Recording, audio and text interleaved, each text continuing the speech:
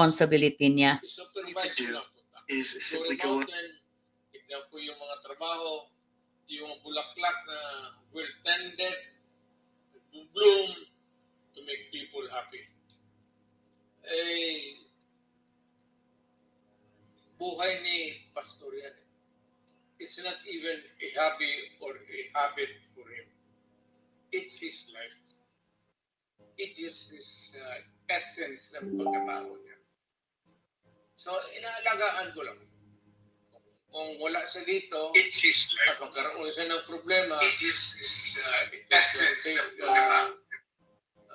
Him time to be in Manila or somewhere else. Ay, ako ang binigyan niya ako ng kwarto. Nandiyan ang binigay ng kwarto sa akin. Dito, paglabas mo, nandiyan sa ano, you're free to, pero kung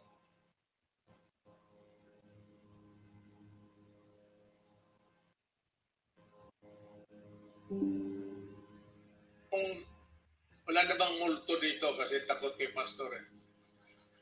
Pero may iba talagang medyo suplado na hindi taga rito sa mundo natin. Kailangan ko siya kasama dyan. So, kung sino mag-volunteer. So, yan ang ano. It's plainly to help him run the kingdom. Administer lang yung anong ginagawa niya, yun ang gagawin ko. So, sabi niya, ang role niya dyan is to simply help him run the kingdom. Kung ano daw yung role ni Kibuloy, yun ang magiging role ni Digong. So, ibig sabihin yan, tatawagin na siyang pastor o appointed son of, kaninong appointed son na siya ngayon? Kasi si Kibuloy, appointed son daw eh. So ngayon, sino na ngayon si Digong? Another appointed?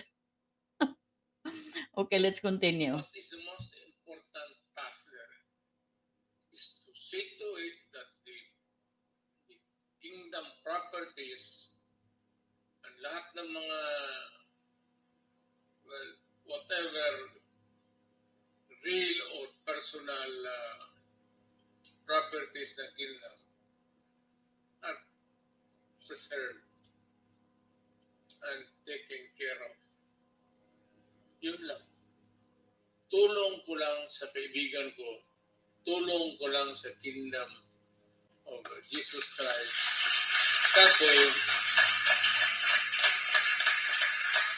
Kasi noon pa, day one, nang tumakbo ako, nag-umiikot ako noon sa mga lahat, religious congregations, mga anong asosasyon dyan. Nung lumapit ako kay Pastor, sabi niya, huwag na kailangan. Okay ka na sa amin. Alaala ko ba yun? Matagal na. Siguro panahon pa ni, I remember baka siguro, nandoon pa si Magellan sa aming tabi.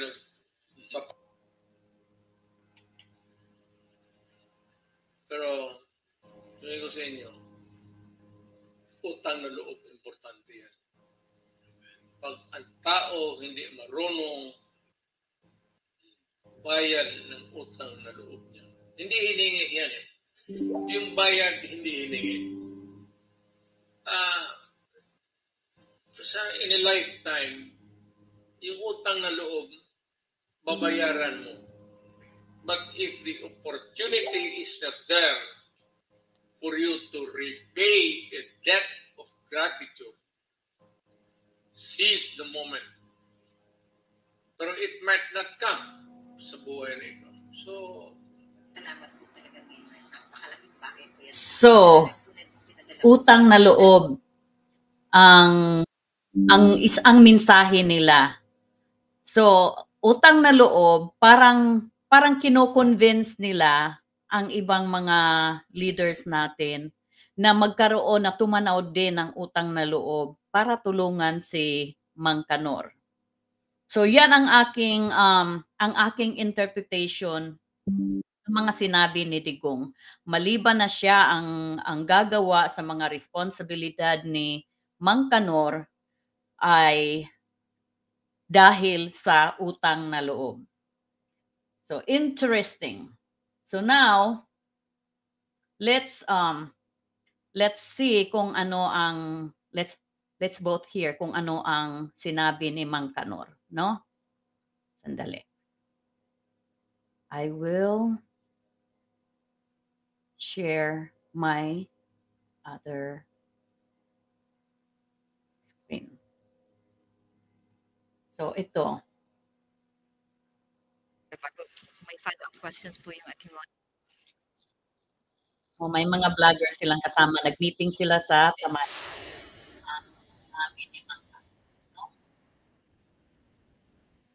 I will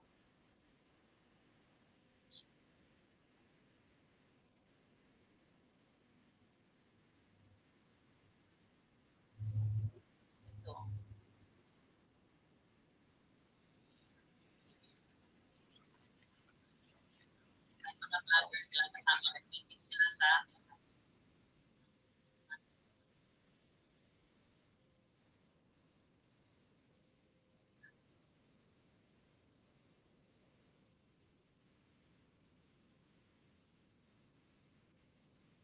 nawala na naman ang sound.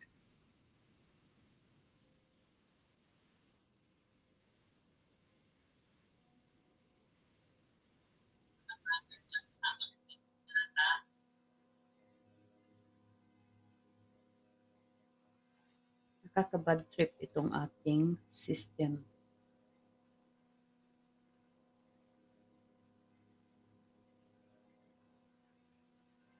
Nawala na naman ang sound.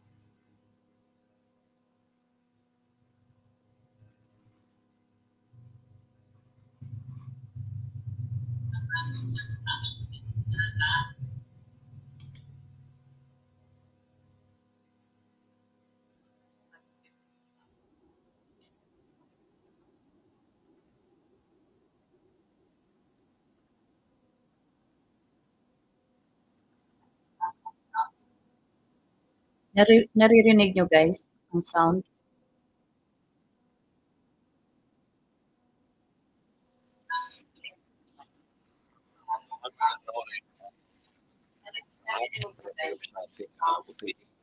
Former President sinabi niya may utang na loob. Ako malaki din ang utang na loob kay Mayor. Kasi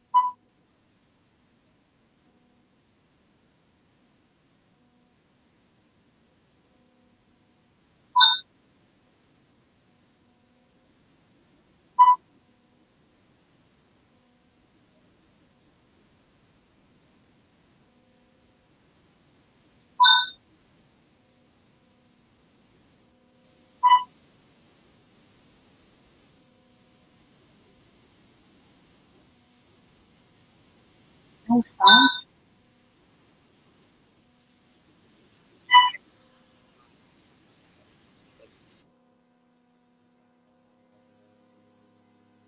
Sandali ha.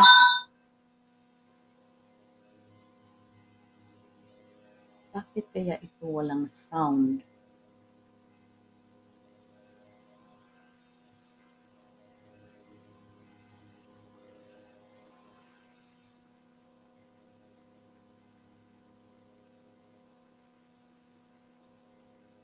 Kasi dito, mapapakinggan natin kung ano talaga ang ugnayan nitong dalawa no, makikita natin na inamin na rin ni Kibuloy nang dahil kay Digong kaya siya naging successful. Kasi ang daming kaso na na-file sa kanya pero nanaig siya o hindi nagpatuloy yung mga kaso, it's because of Digong. So yun ang ano niya, yun ang sinabi niya. Pero gusto ko na sa kanya nyo talaga marinig. Kaya gusto kong i-share itong video na ito. Pero ito namang aking device ay hindi nakikipag-cooperate.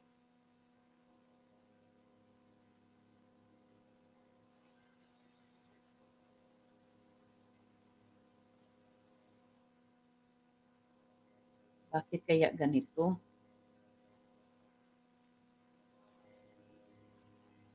So, i-play ko ulit you guys kasi sa ano ko, sa system Lalo-lalo na sa ko. panahon ito.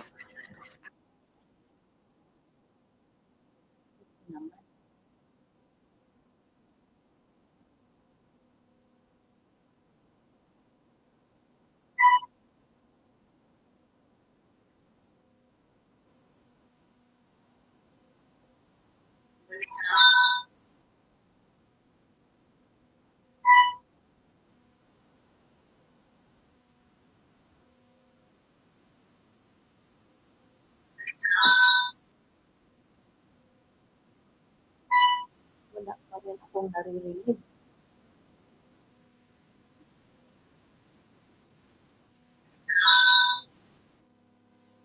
Oh my goodness. Guys, bakit ganito itong aking system? Hindi ko maintindihan. Oh my goodness. Guys, bakit ganito itong aking system? Hindi ko maintindihan. Oh my goodness. Guys, bakit ganito itong aking system? Sandali ha, i-ano ko kaya muna. I-cancel.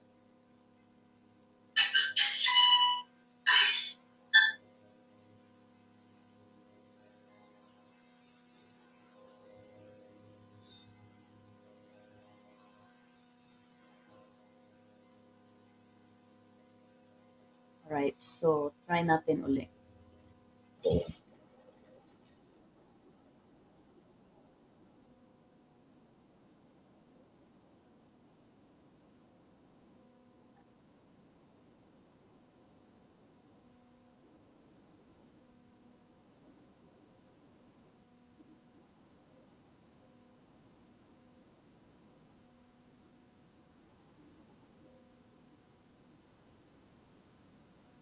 May naririnig kayong boses ni Kibuloy, guys?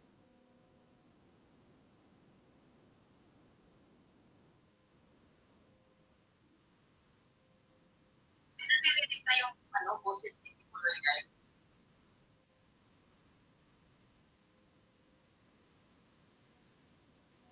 Oh, sabi niya mabibilanggo daw siya sana ng 6 years walang sound. Sige, Kibuloy. Ay, Diyos ko. Nakakainis to.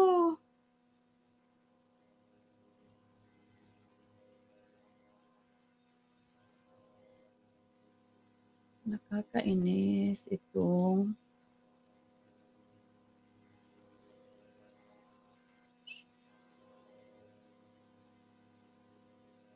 okay. Hopefully ito mag-work na. Sige, umpisahan natin dito.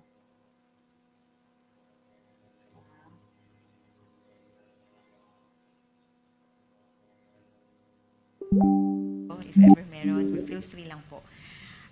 Para kay Pastor kasi alam naman po natin na nakakailang araw na po yung ating mga kapatiran na nasa Liwasang Bonifacio para po sa peaceful na prayer rally. Pastor, sa ating pananawagan, maaari niyo po bang ipahayag? Ano po bang pinagpanawagan natin at ano po bang mga pinaglalaban po ng Kingdom? Bago yan, Nori, magandang gabi po sa lahat. Magandang gabi sa ating butihing former President at lahat ng mga banateros nandito. Tama yung sinabi ni Mayor na utang na loob. Ang Kingdom, malaki din ang utang na loob kay Mayor. Kasi habang lumalaki tayo, nagkaroon tayo ng marami ding problema.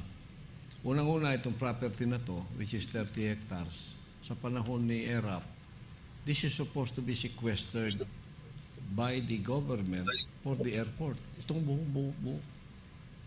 Sabi ni Mayor, wag. O, di napigilan yung presidente at nanatili ang kingdom. Nandito ngayon.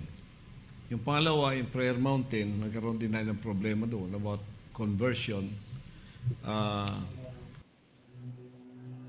So, grabing gamitan. Inamin din ni Kibuloy na yung compound doon sa Davao, sa Buhangin, Katitipan, ay gagawin sanang airport. Kasama yon sa international airport nung panahon ni ERAP. Pero dahil si Digong ang mayor noon sa Davao, nilakad ni Digong upang ito ay hindi makuha ng airport. Kaya ang airport ngayon sa Davao ay hindi gaanong yung spacious, no? Kasi yung compound ni Kibuloy, dapat sana part noon ay pag-aari ng airport. So, yun ang inamin din ni Kibuloy. So ngayon, yung Tamayong, kasi noon pa, meron na akong suspetsa na yung Tamayong ay hindi dapat lalagyan ng mga buildings. Kasi pang yun farm. It's a farmland. At sa aking pagkakaunawa, merong ibang regulation na nararapat doon. Pero pinatayuan namin ng mga buildings. No, ang daming buildings. So, ngayon, inamin din ni Kibuloy na sana makukulong siya ng 6 years dahil violation yon. Pero nawala yung violation niya, it's because of Digong. Now, listen to it sa kanyang bibig mismo lumabas. Dinimanda ako ng illegal conversion of land. Hindi ko naman alam ang batas na yun. Mabibilanggo ako ng 6 years kung convicted. Si Mayor din ang lumakad noon. Nagtiis siyang lumakad at pinuntahan ang lahat ng mga dapat puntahan. And I was on the brink of being put to jail. And Mayor was there. I was in Hawaii that time. Sabi, ako very concerned na ako sa property doon. Kasi amin naman yun eh. Ang minana ko sa tatay ko, hindi ginawa ko Prayer Mountain. Nagtayo ako ng mga bahay doon para sa workers. Kalaban pa ng gobyerno, hindi ko alam. Illegal conversion daw of farming land. Hindi ko alam yun. Basta sa akin, matino yung aking intensyon, hindi ko alam. So, si Mayor ang nagtulong sa akin. I was in Hawaii that time kasi may ministry ako. Tinawagan niya ako, sabi niya, Pastor, ikaw ang bahala kay Jesus Christ. Ako ang bahala kay Judas dito. So, iyon ang tulong niya. And also, on many occasions sa Glory Mountain, nagkaroon din ako ng issue doon sa mga NPA, sa mga katutubo na niloko ng mga NPA. Mayor, without telling me, pumunta siya doon sa mga concern ng mga katutubo. At inapis niya sila na hindi ganyan si Pastor. Hindi ganun ang intensyon natin. Hanggang nagkasundo na kami ngayon. So guys, ito yung totoong nangyari. Yan ang version ni Kibuloy, no? Na nung panahon na nilusob sila ng NPA doon sa Tamayong, si Digong daw ang kumausap sa mga lumad at saka sa NPA. Ang totoo pong nangyari, si Digong ay nagpo-provide ng mga armies na galing from Philippines government. Yung mga workers ni Kibuloy ay trinain po ng ating military sa government na gawin silang parang military, babae o lalaki. So ganun po ang nangyari doon. At nung nilusob po sila ng NPA few years ago, si Kibuloy ay grabing takbo at tumawag doon kay Digong upang magpa-rescue. So pinadalhan sila ni Digong ng mga ng battalions of military para lumaban doon sa NPA. So yun po ang nangyari. Now let's continue. May peace na kami. Kaya ginawa pa nga akong dato pamulingan ng mga katutubo nating kapatid. At marami pang bagay ang nangyari na si Mayor bilang Mayor dito, hindi lang kaibigan ng Kingdom, kundi talagang tagapagtanggol. In this time, na ako'y nagkaroon ng mga problemang ganito at merong mga through the grapevine, merong mga bulong-bulungan na gustong agawin ng property ito, naging concern ng ating mayor na hindi man ako humingi ng tulong sa kanya. Pero siya talaga ang nagsabi, Pastor, tulungan kita. Gawin mo ako ng administrator sa mga legal properties ng kingdom, buong kingdom sa buong Pilipinas. Kaya kayo, kung nag-ambisyon kayo, sabi ni Mayor, kahit dahon, pag humawak kayo dyan, kailangan mag-permission kayo sa kanya. Kahit isang bakal hawakan ninyo dyan sa gate, magkakasala kayo. Karap ninyo si Mayor. So thank you, Mayor, for that. Yung kapalawang question mo, ang KOJC Group ngayon, nasa streets, Liwasang Bonifacio. Alam naman ninyo, mga kapatid, ang bugbog na ako sa mga akusasyon na sinasakyan ngayon ng mga tao dito. Yung halos every week, talagang every week may hearing Kongreso, Senado, Kongreso, pinagsabay ang lahat ng ito. At masyado na akong bugbog sa mga ganito, kaya hindi na tayo makahinga. Kinuha pa nila yung SMNI na ating sounding board. Sinabi ko, pag kinuha ninyo yung aming on the air na SMNI, maririnig nyo ako sa kalsada to air our grievances. So, eto na ngayon. So again, inamin, yung SMNI daw ay sounding board nila. So that means doon sila nagpapalaganap ng mga misinformation at disinformation sa station nilang SMNI, no? At yung mga workers at mga members ng Kingdom nagrarally, samantalang ito si Kibuloy nagtatago. Hindi daw siya makahinga dahil sa mga nangyayari sa kanya, sa mga pagpapatawag, sa mga pagdinig, no? Hindi na siya makahinga. So, yan ang experience namin, you guys. Yan talaga ang naramdaman namin noong kami ay pinilit o pinipilit na gawin ang hindi namin gustong gawin. At noong lumabas na kami, hindi kami makaimik kasi laging may banta ang aming mga buhay once na kami ay magsasalita. So ngayon, inaani na ni Kibuloy ang kanyang mga pinatanim. Now let's continue. Yung nangyari, yung sinabi nga ni Mayor na utang na loob, kabaligtaran ang nangyari. Tinulungan ko ang administrasyong ito. Gumasto tayo din sa pagsusunod sa kanila sa paniniwalang ituloy nila yung kanilang pangako na itutuloy nila yung ginawa ni Tatay Digong at pati yung NTF-ELCAC at pati yung iba pang mga pangako at nandun pa si Inday Sara. So, sumuporta tayo sa kanya. Only to know or to see and to experience that when they won, hindi lang sila bumaligtad, kundi inusig, ginipit at pinahirapan ang kingdom, ako at ang Oh my gosh! Inamin din niya na ang expectation talaga niya na para suportahan itong mga politicians natin ay pagtakpan siya. Tulungan siya at pagtakpan ang lahat ng kanyang mga kriminal na mga activities. Inamin din niya, guys. Di ba narinig nyo? O ano ko lang to? Guni-guni ko lang to. Interpretasyon na to. Inamin niya. O ngayon, kasi yung ating administration ay hindi siya pinapanigan. Wala namang pinapanigan yung administration natin. Wala ngang pakialam. Nagta-travel pa rin yung ating presidente kahit nagkakagulo na sa Pilipinas. Parang parang nasa lalalan pa rin.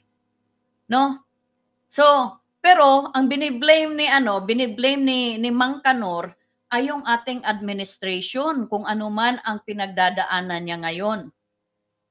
Parang kasalanan ng ating administration kasi hindi siya pinag-cover, hindi siya pinagtakpan sa kanyang mga pinagagawa, sa mga investigation. Ang gusto kasi ni Mang Kanor na huwag papasukin sa Pilipinas ang mga Americans investigator, yung FBI, yung sinasabi niyang CIA daw, no? hindi daw dapat papasukin sa Pilipinas para siya ay manmanan o siya ay kukunin kapag yung extradition ay maipasa na. So ngayon, dahil siguro nalaman niya na andoon nga pinagmasdan siya, no? Kaya biniblame niya ito sa ating government. O parang yung government natin ang may kasalanan kung bakit siya may mga kasong rape, may mga kasong human trafficking, may mga kasong fraud. Parang kasalanan ng iba. Kibuloy will blame anybody else but himself. Yan ang kanyang personality. So now let's continue. Ang SMNI, nang dahil sa kanilang, ewan ko kung ano ang kanilang dahilan, bakit sila nagsiselos kay Tatay Digong na natural naman kay Tatay Digong ang gawin niya yung 6 years na natuwa ang Pilipino. Kaya gusto niyang palabasin na dahil nagsiselos daw ang ibang mga politiko kay Digong, kaya siya ginaganito dahil magkaibigan sila ni Digong. I cannot comprehend. My mind talaga, it's blowing talaga itong mga ano ni Kibuloy, mga reasoning niya. Grabe. Sobra sa sayad pa ito. Now, let's continue. Comparison. Kailangan pantayan mo yun. O kaya, so sabi niya, kailangan daw pantayan ni BBM yung mga ginawa ni Digong. Ano ba yung ginawa ni Digong? Yung patayan left and right? Okay lang yun? Okay lang sa atin yan? Hindi ka nadadaan sa due process? Patayin ka na lang because someone said so? Because someone said that you are doing such a thing without any investigation? Papatayin ka na lang? Okay ba sa atin yan? Ganyan ba ang dapat nating mindset? Babalik tayo sa yon 1800, 1700, 1500 na yung mentality ng tao parang hindi pa nabago from being animalistic, no? Parang taga-kuweba tayo. Parang ganun ang gusto ni Kibuloy na i-imply na maganda yung ginagawa ni Digong na patayin na lang kung sino yung gustong patayin at wag imbestigahan. Oh. Kaya kasi yung buhay diyan sa Pilipinas, buhay ng tao is nothing. No? Walang value maliban sa buhay nila at sa buhay ng iilang mga leaders natin na mga elites. Yun lang. Ganun lang ang sa kanila lang mahalaga ang buhay. Sa iba, sa ordinary people, life is nothing. Para tayong sobra disposable. Kung sino ang gusto nilang patumbahin nila.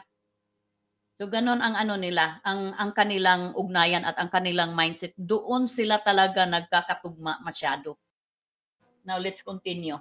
Out of our friendship because of them, I cannot do that. Hindi ako ganun na tao.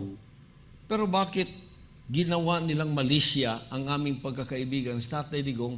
Wala namang malisya sa kanila.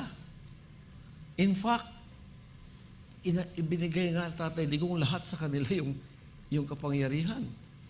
Pagkatapos nangyari yon nung panahon ni Sara, na ginipit siya, ginanon siya, and then si Tatay Digong nagsalita about yung sa ginipit daw si Sara. Sino bang nanggipit kay Inday Sara? At ano ba ang achievement ni Sara as Vice President? Meron bang kahangahangang achievement si Sara as Vice President para gipitin? Oh my goodness. Ganyan guys, ganito magmanipula si Kibuloy. Gusto kong buksan natin ang ating isipan para maintindihan natin ang motives at mga practices nitong demonyo na to. Ganyan siya magmanipulate. Binabaliktad niya ang mga sitwasyon. Pinapahid niya yung tae doon sa iba maliban sa kanyang sarili. Lahat may kasalanan but siya maliban sa kanya. Ganon ang niya. Ganon ang style niya. Kaya nga kami noon kahit kami ay pinapanish na, pinapalo na, hindi na pinakain ng ilang linggo, kami pa rin ang we feel bad. We feel guilty.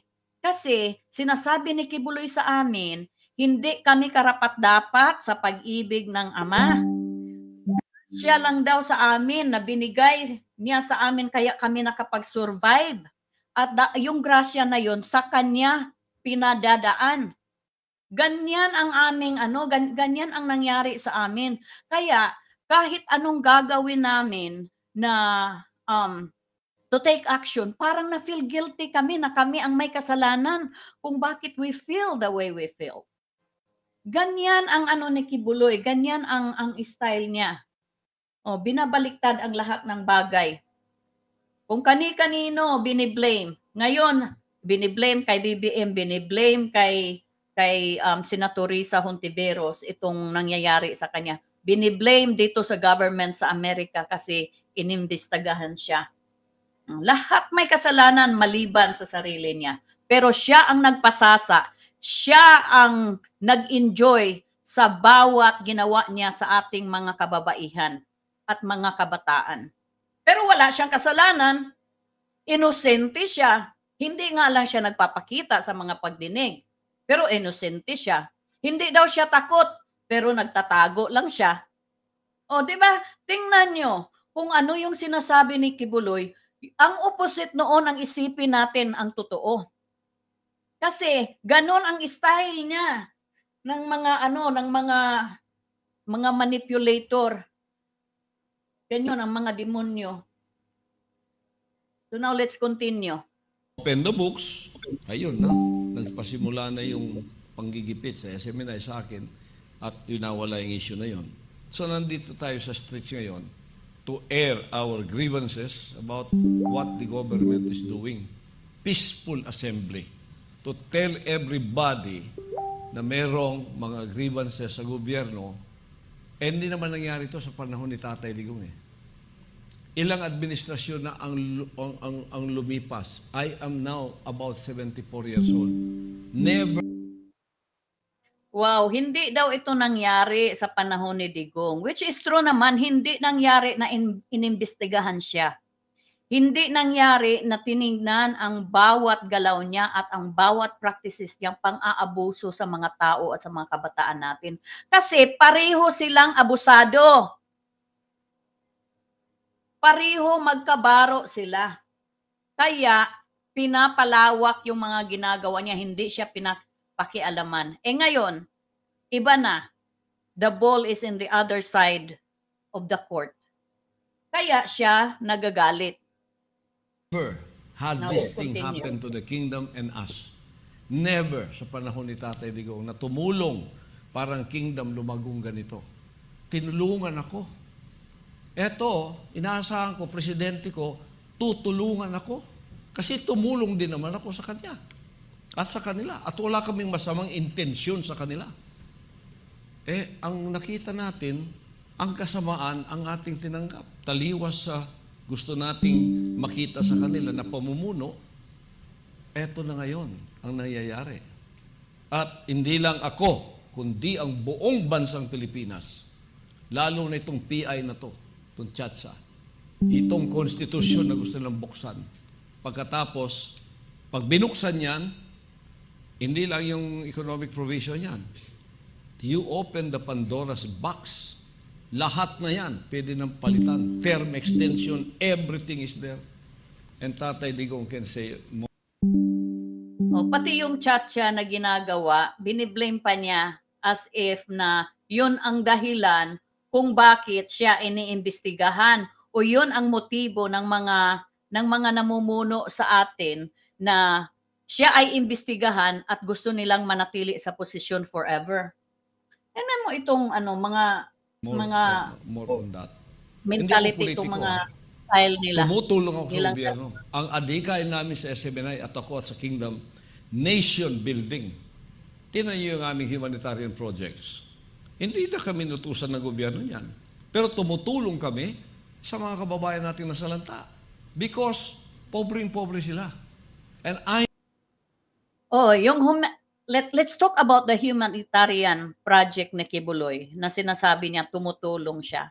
Alam niyo po ba kung saan galing yung mga tinutulong ni Kibuloy? Donation yon galing sa mga itong ibang mga politicians at saka ibang mga companies diyan sa Pilipinas at hirap ng kanyang mga workers.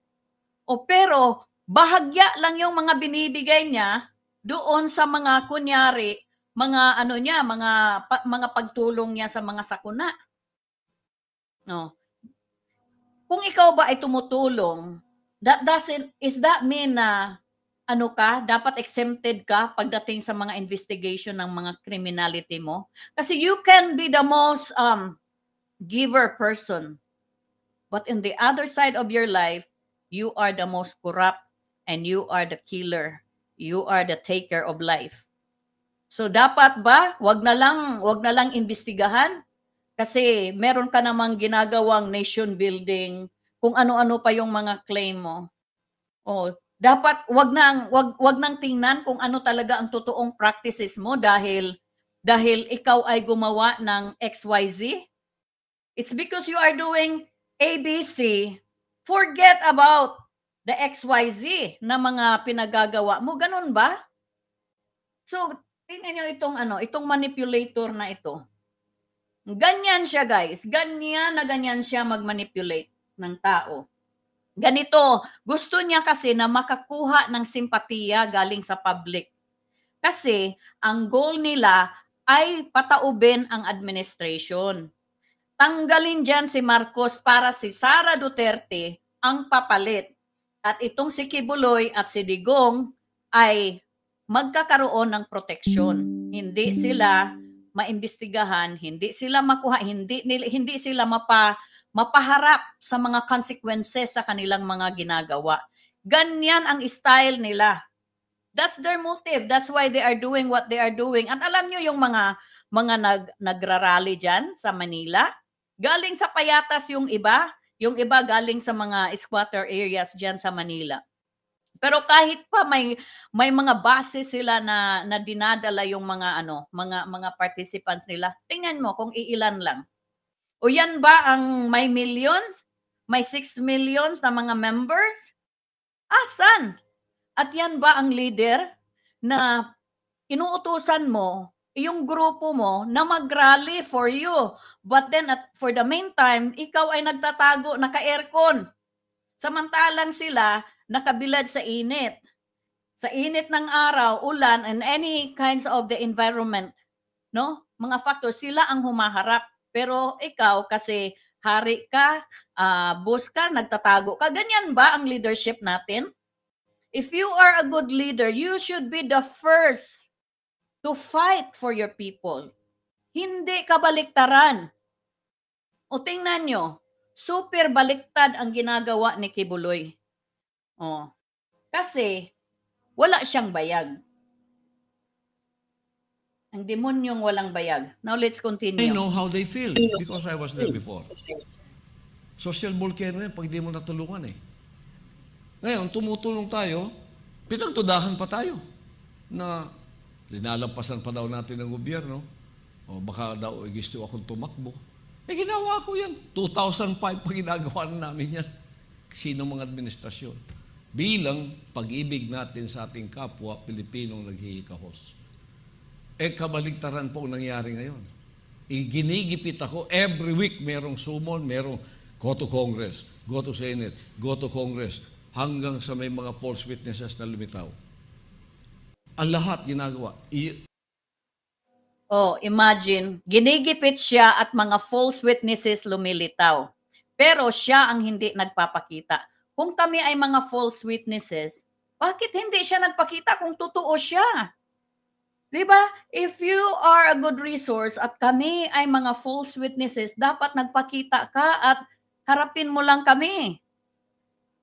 Oh my gosh. Diba? Ganyan ang niya. Blame here and blame there. Para pagtakpan ang mga kriminal na ginagawa niya. Now let's continue. Bayan, nakikita ninyo ang panggigipit sa akin. O nakikiusap pa sa bayang Pilipino. Pilipinas, dapat niyo bang pakinggan si Kibuloy? Dapat nyo bang paniwalaan itong tao na ito na puno ng kaso? Sa bansang Amerika, sa Pilipinas, sa Canada, kahit sa Brazil, may mga kaso siya kung saan siya pumupunta. Kahit sa Ukraine, may kaso siya. So, nanawagan siya sa buong Pilipinas na pakinggan siya, magkaroon ng sympathy para sa kanya. Marami dito sa atin, no, sa ating mga viewers, hindi ninyo alam na may kaso ito si Kibuloy, hindi lang dito sa US, kundi sa iba't ibang bansa din, like Brazil, like Canada, Ukraine. May mga kaso siya kung saan siya pumupunta. Pero lahat may kasalanan maliban sa kanya. Kaya sana naman bigyan natin siya ng panahon. Huwag siyang imbestigahan. Yun ang kanyang panawagan. Nakikita Let's natin continue. ito. Bakit? Dahil ba sa pagkakaibigan namin ni Tatay Digong? Bakit kayo ganun? Bakit ganun ang utak nyo? So, ngayon, nandiyan tayo sa daan upang ipahiwatig natin sa lahat at sa ating gobyerno na gumising kayo, or else the people whose saturation point has already reached that point where a social volcano will erupt somehow and sometime. Yun ang Nanakot panawagan pa natin. ang gago. If they will not shape up, something will really happen. Kasi di lang damdamin ko to. Damdamin ng 110 Filipinos plus 10 million OFWs. Hala guys, dinamay na tayong lahat. Damdamin daw natin itong naramdaman niya ngayon na patalsikin ang ating presidente at ipalit si Sara. Damdamin daw nating lahat na masyado ba tayong nasaktan dahil siya ay under investigation? Filipinos, kayo ang makasagot niyan. Grabe itong diablo na ito. Kung my gosh. Yun ang aking sentimento riyan. Isa pa, yung hamon ni Tatay Digong sa kanya, hindi pa niya hinarap. Oh. Hanggang ngayon, it is a Damocles sword on his head. And the Filipinos are looking at him for that. Pero utusan mo yung CIDG, utusan mo yung police, dakipin ninyo drug addicts, dakipin ninyo yung mga drug lords, at dakipin ninyo ang mga drug pushers. Paano yung nasa taas? Na lahat alam nila kung ano. Hindi ko nasasabihin dito. Where is the moral there? How can we do that? How can a government run like this? Oh, hindi ako politiko. Isa akong observant na Pilipino. Wanted to help this country, wanted to help my countrymen with whatever I can contribute. Bakit ako sinikil ng ganito? Wala naman akong kasalanan ginawa. Nagsalita lang ng totoo. Tingnan nyo, wala siyang Kaya kasalanan. pagpapatuloy namin itong laban kasamang bayan na rally hanggang sa dulo na maging Pero siya nagtatago. with whatever. Yeah. Alam mo, Oh my gosh. So yan guys, ang update ngayon galing sa pagkakaisa ni Duterte at ni Kibuloy. Medyo mahaba to guys eh. Pero pagpakinggan natin ng buo, baka makakatulog tayo kasi ngayon si Digong na naman ang magsasalita, napaka-boring. Pero pakinggan natin ng ilan pang minutes. I-fast forward na lang natin kapag medyo super boring na. Pastor, Sa meeting na ito guys, overlook. may iilang mga vloggers na pro Duterte silang kasama. At itong mga vloggers na ito ay inutusan upang tayo na sumisigaw ng justice ay aatakihin. Parang ano nila to eh, parang ammunition nila. Magkasama ito doon sa tamayong na meeting na ito. Tingnan nyo mamaya, makikita nyo. Ka sa paningid mo sa sitwasyon sa lahat. maybe present, past, and future. Ang tanong mo, bakit ka ginaganito? Why are you suffering for nothing? Wala ka na bang ginawang masama? Lahat naman ng araw-araw ginagawa mo ay palanganin sa Diyos. Yes. Para sa tao. Wala naman akong nakita na nagbili ka ng mga bagay-bagay except sa yung 2-3 baril na putang na sino yung kumag na ninabi na binigyan mo ako ng kami na Inday. Putang ina. Ako pa ang dala ng kanyon doon kay Pastor. Pastor, lagay mo yan dyan sa gate ng anak ka ng alam mo yung intriga kung sino nag-iisip ng letse na yan. Alam mo, sa totoo lang, ganoon ka, Pastor, huwag ka nang magtaka. Kasi you want or you wanted before and you want it now and maybe for the rest of your life na your religious inclination or your closeness to God, yun ang gusto mong buhay, Pastor. Because alam ninyo, hindi niya alam, ito si Pastor comes from a family na karamihan pastor din sa Amerika, pati dito sa Pilipinas. Yan ang hindi alam ng mga gago eh.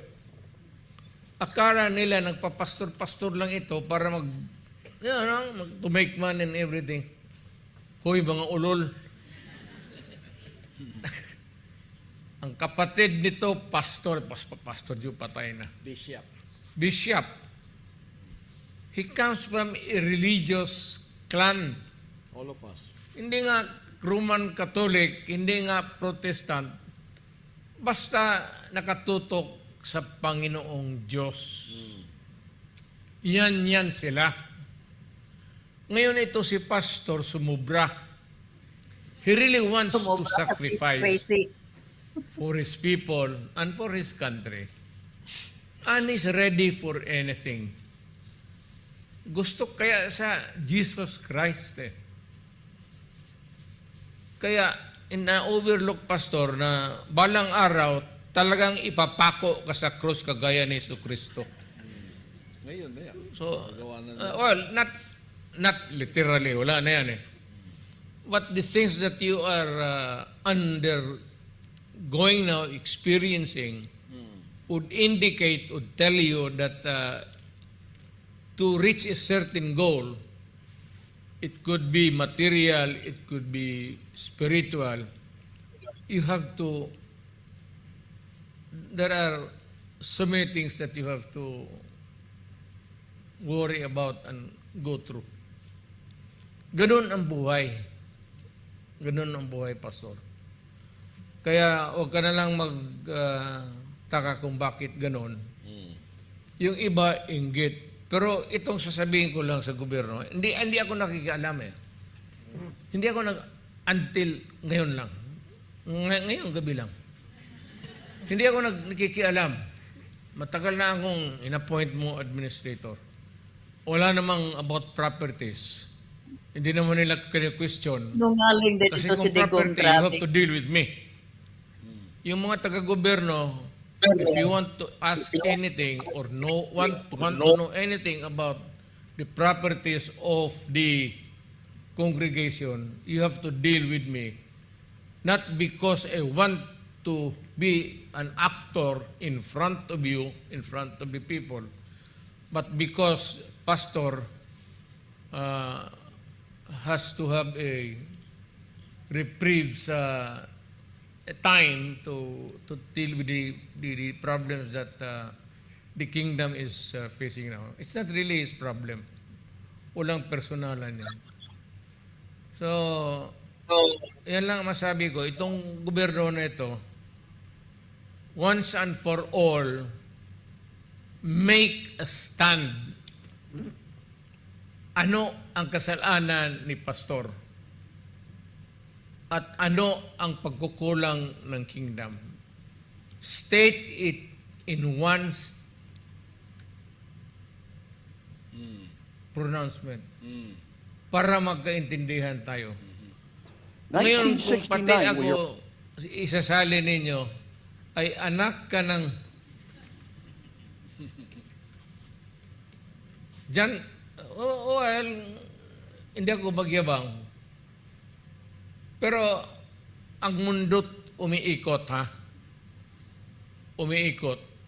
Noon presidente ako, ngayon simpleng tao lang. Ayaw ko bukas kung nasaan kayo at kung saan ako pupunta. But we might someday meet in one corner in this planet. Putang ina, magkalitsihan talaga tayo. Remember that. Yan ang susunod na pastor. Appointed Marcos will not stay there forever. His father hanggang doon lang. Despite or in spite of his efforts to stay in power for too long. Ganun lang ang binigay ng Diyos sa kanya. Ako, straight. How many years, how many terms mayor ako? 3 terms. 1 term congressman, presidente. Sabi ng Diyos, diyan ka lang. Tahimik ako. Ngayon, pasyal-pasyal na lang. Ngayon, administrador na lang ng ano. Mabuti na lang kaysa wala. Sabi nga ni pastor, sabi ko kay pastor, basta yung sa appointment ko, alisin mo lang yung pera. Let the inner circle ng kingdom worry about an answer for anything. Ayaw kong ayaw. At wag mo akong bayaran. Basta ako, kaibigan tayo. Gratis yun, libre. Out of friendship. Wala akong... So sabi ko, the main thing is just to preserve the property, keep it in good shape, that it might be of use. So ang importante talaga sa kanila, ang mga properties na pinaghirapan ng ating mga workers, ng mga members ni Kibuloy. Kami, pinaghirapan namin yan, yung property na yan, na kung saan gusto ni Digong o gusto ni Kibuloy na i-preserve just for them. Arrived in the Philippines. So ngayon, meron akong, since nabanggit ni Digong, ang background ni Kibuloy na galing siya sa isang pamilya na puro mga pastor ang kapatid niya. Ito guys, maipapakita ako sa inyo na ito ang sinabi ng mentor ni Kibuloy na isang pastor. Okay? Isang pastor kung saan galing yan si Kibuloy. Let me just take this out and share my other screen with you guys. Alright. So ito, pakinggan natin ito. Ito si Mallory. One of the first young men we met was 19 years old. We took him out of a hut. He and his family used to beg for food. And so he came to Manila. We put him in our Bible school, our very first Bible school. He excelled. And after Bible school, he came to our house. He lived with us for 8 years. If I'm Paul, he's Timothy. I took him everywhere. Amen. He was an incredible guy. Developed into the most wonderful preacher. Became our national youth president. I took him on his first overseas trip. I gave him an allowance every week to sustain him. His teeth was rotten in his head, so I took him to the dentist and they gave him all new teeth. I mean, you get the picture.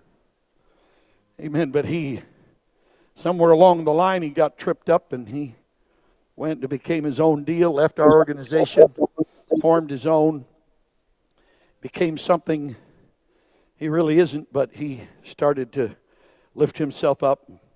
People almost worship him.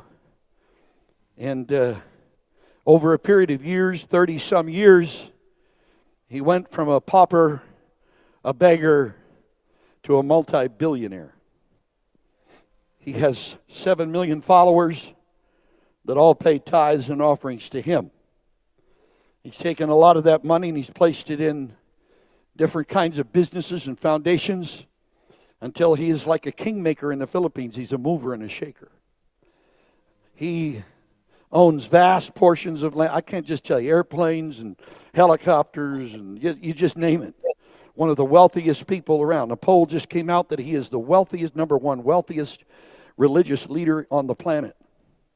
I took him out of a hut. He's now poised to be the next president of the Philippines. There's this team working on the path to the presidency. He's the reason the present president is the president. I took him out of a hut. He turned his back on this apostolic truth.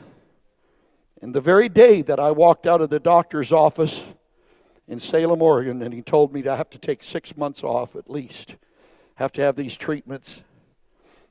This was the day that this young man made a concerted effort to find me. Because come to find out that for 7 years preceding, he could not sleep at night because my face would come up before him. And he was tormented. I've got to go back and see my mentor. I've got to go back to my roots. I've got to go back. I've got to see him. I've got to see Mom and all this. I kind of resisted him before that because he'd made some effort before, but no big deal. I just wasn't going to do it. But this was the day I walked out of that office, and then I had people tell me, you need to see him. Long story short, he flies into Salem, Oregon on his smallest executive jet. The smallest executive jet, $29 million plane. Comes off the plane. I meet him. I hadn't seen him in over 30 years. We embraced. He said, "Sir, I have come in the will of God." He asked where Mom was. I said, "Well, she's at the house fixing dinner." He had an entourage there. Some people had come into Portland and got him a limousine and all that. And you got to understand, I mean, it's the lifestyle of rich and famous with this guy. He comes to our little humble little double wide. I took him out of a hut. Now he's coming to my hut. Everything had come full circle. Wow. The scripture here says, you bring your tithes into the storehouse. You trust God with your offerings. You be faithful to Him. Hallelujah. And he said, I'm going to open up the windows of heaven. And I'm going to pour it out, a blessing.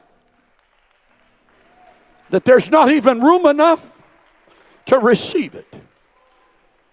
He comes to our house, we have dinner, we pray, we laugh, we reminisce. He has gifts for us there. I haven't told this.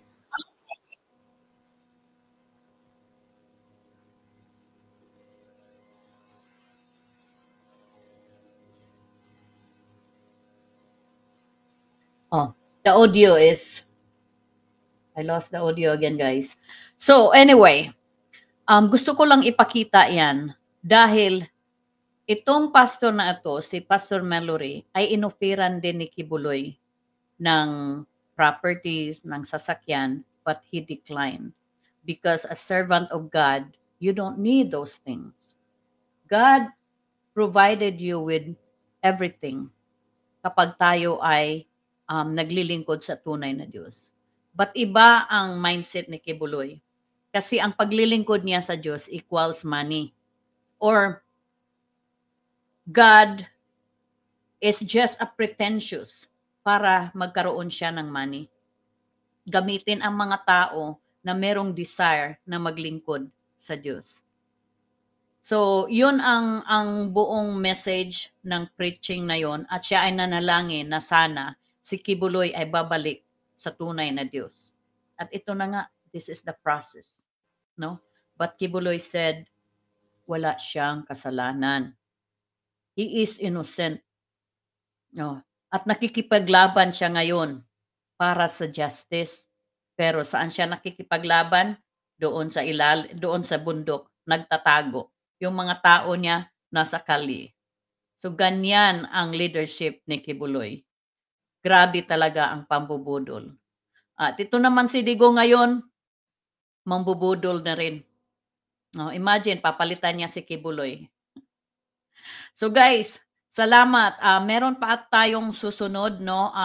Gusto ko sanang i-cover dito yung mga tawag nito mga conditions ni Kibuloy at pag-usapan natin ang respond ni Senator Risa, but I will do that on the next segment, no. Thank you so much guys. Magbabasa ako ng iilang mga comments dito, no, pero hindi ko na mabasa lahat. So pasensya na po. Matias Suerte, glory to God, wala talaga silang wisdom, magsalita na talaga, nawala na ang bilis. Sorry, sana sa summer season ang pag-Barcelona kay Kibuloy para maka-barbecue kami sa labas sabay ng ice cold beer.